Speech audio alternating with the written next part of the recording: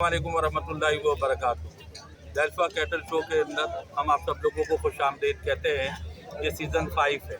Bilal Bros आपके लिए हाजिर है अल्हम्दुलिल्लाह।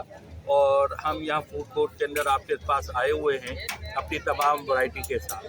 चटपटा ब्रोस, विपी wrap roll, 100 beef burger, 100 beef platter के साथ, और इसके अलावा 100 बीफ की तमाम वैरायटी आपके सामने पेश खिदमत है अल्हम्दुलिल्लाह रब्बिल आलमीन।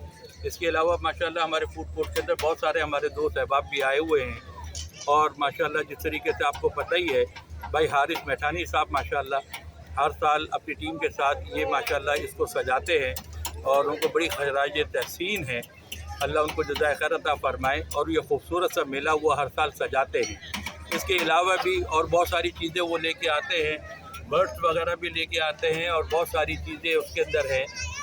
तो ये खूबसूरत सा मेला हमारे कराची वालों के लिए है।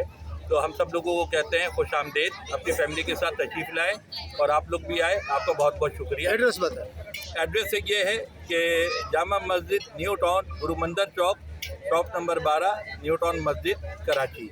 टेलीफोन नंबर है 0331 491 9145।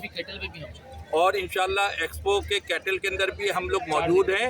ये आज 16 तारीख है, 16, 17, 18, 19 और इसके बाद फिर हम लोग इंशाल्लाह नादरन बाईपास इंशाल्लाह वहाँ पे भी आपको मिलेगा। पेशाब करने का किधर है भाईजान?